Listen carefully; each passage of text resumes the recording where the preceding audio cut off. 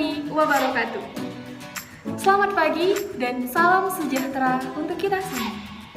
Bertemu lagi dengan saya, Nindi Radiani, tentu saja dalam mata pelajaran Bahasa Indonesia. Apa kabar anak-anak ibu yang saat ini sedang ada di rumah? Semoga kalian semua tetap dalam keadaan sehat dan selalu dalam lindungan Allah Subhanahu wa Ta'ala. Oke, tidak terasa sudah hampir setengah tahun kita tidak bisa melakukan aktivitas belajar secara tatap muka. Ini dikarenakan kondisi dunia yang sangat-sangat tidak sedang bersahabat.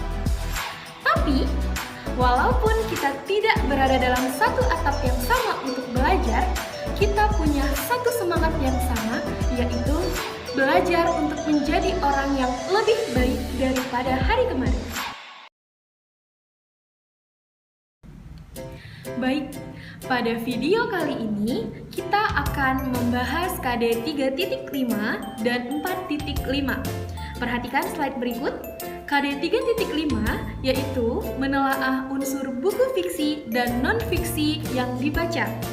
KD 4.5 menyajikan tanggapan terhadap buku fiksi dan non-fiksi yang dibaca secara lisan dan atau tertulis. Adapun tujuan pembelajaran kita hari ini, yang pertama, peserta didik mampu menjelaskan unsur-unsur penting dalam buku non-fiksi yang dibaca. Tujuan yang kedua, peserta didik mampu menentukan unsur-unsur penting buku non-fiksi yang sudah dibaca. Kemudian, setelah peserta didik berhasil menjelaskan dan menentukan, maka tujuan yang terakhir, peserta didik mampu menyimpulkan isi buku non-fiksi yang sudah dibaca. Anak-anak ibu di rumah, silakan perhatikan slide berikut. Ada berapa buku di situ? Ada 6 cover buku. Yang mana sih buku non-fiksi dan fiksi?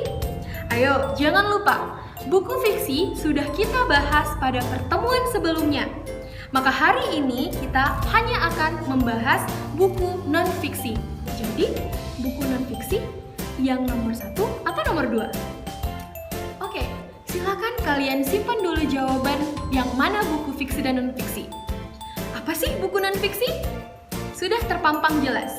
Buku non-fiksi adalah buku karangan ilmiah yang dibuat bukan berdasarkan khayalan, tapi kenyataan.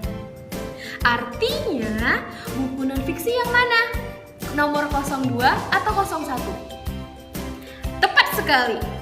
Nomor 02. Apa saja tadi? Ada buku Khairil Anwar, ada buku pelajaran, dan ada buku biografi. Kemudian timbul pertanyaan nih, kalian udah tahu apa itu buku fiksi dan non-fiksi? Silakan lihat perbedaannya.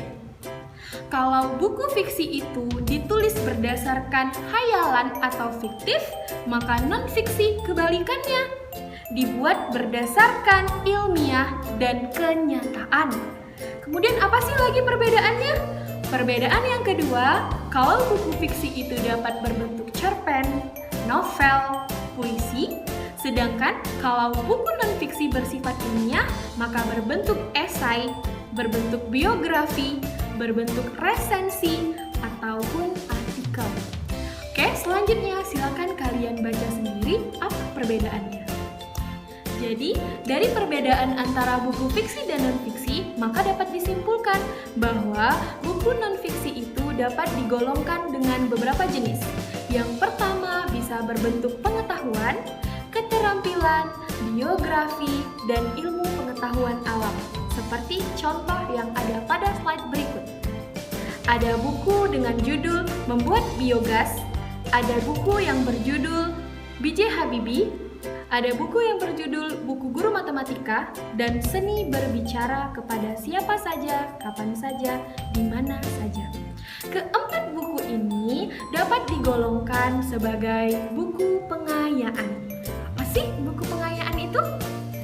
Jadi, buku pengayaan adalah buku yang isinya bermanfaat untuk menambah dan meningkatkan pengetahuan siapa saja yang membacanya, baik dalam ilmu pengetahuan ataupun keterampilan.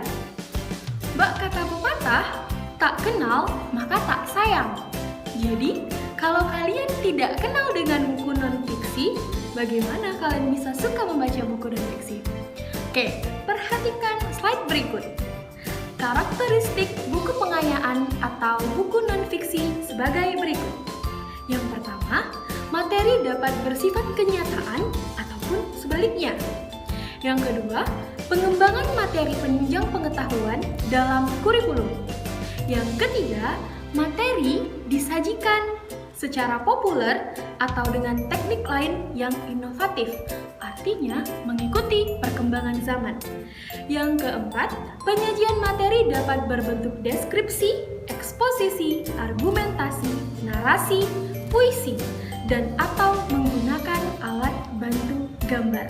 Terakhir, adanya penggunaan media yang kreatif dan inovatif. Baik, anak-anak ibu, kita masuk ke dalam inti pembelajaran hari ini, yaitu unsur-unsur buku non-fiksi.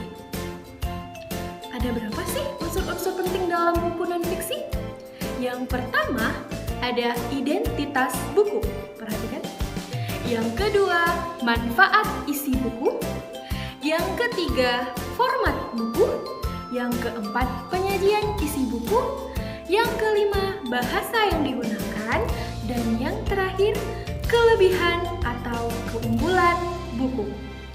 Terus timbul pertanyaan, apa aja sih yang ada di dalam identitas buku? Yuk kita simak slide selanjutnya. Unsur penting buku non-fiksi yang pertama, tadi slide sebelumnya, yaitu identitas buku.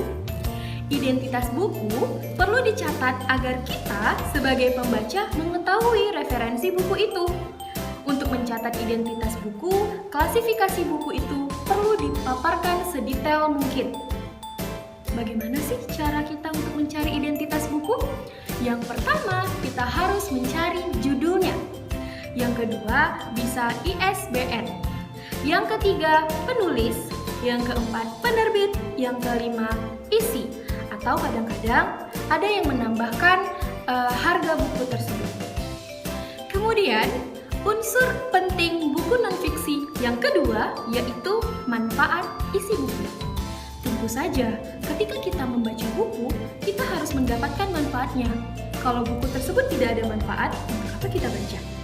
Jadi, setelah kita selesai membaca sebuah buku non-fiksi, kita harus memahami apa manfaat yang didapat setelah membaca buku tersebut. Sehingga kita dapat membagikan apa yang bermanfaat itu kepada orang banyak tentu saja. Unsur penting yang ketiga, yaitu format buku.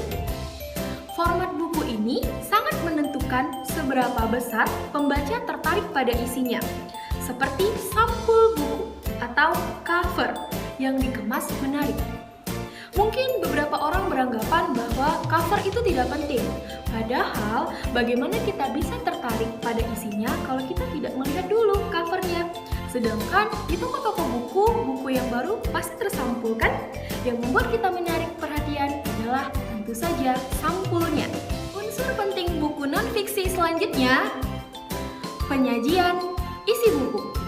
Penyajian materi dalam buku non-fiksi harus menarik, terutama dalam menyampaikan isi.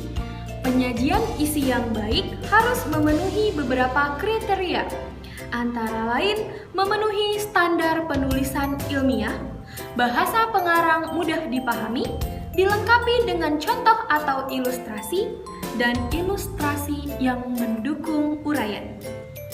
Ibu harap anak-anak ibu masih tetap berada dalam video ini, karena kita masih ada 2 unsur penting buku non-fiksi lagi. Selanjutnya, yaitu bahasa yang digunakan. Ini berkaitan dengan penyajian isi buku tadi. Sebelumnya, kita sudah tahu kalau bahasa yang digunakan dalam buku non-fiksi adalah kata baku, yang sesuai dengan standar KBBI. Apabila ada kata serapan atau kata yang cukup asing didengar oleh masyarakat, maka penulis mencantumkannya di glosarium. Dengan begitu, ketika pembaca kesulitan mengetahui arti atau maksud dari kata tersebut, bisa langsung melihat glosarium. Paham sampai di sini? Oke, stop. Satu lagi. Kelebihan buku. Sebuah buku non-fiksi dianggap bermutu atau memiliki kelebihan apabila memenuhi kebutuhan informasi atau ilmu pengetahuan pembaca.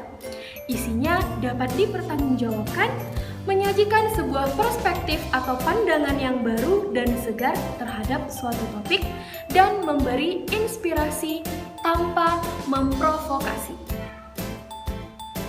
Nah, itulah tadi unsur-unsur penting dalam buku non-fiksi. Bagaimana? Mudah bukan untuk memahami unsur-unsur penting dalam buku non-fiksi? Apabila Anda sudah mengerti, akan ada latihan pemahaman. Baiklah, sampai bertemu lagi dengan Bu Nini. Tetap jaga kesehatan dan keselamatan Ananda dimanapun berada. Tetap semangat, kuatkan tekad. Walau dunia sedang tidak ramah, kita tidak boleh menyerah. Ada Rani, ada Asi. Sampai di sini, terima kasih. Assalamualaikum warahmatullahi wabarakatuh.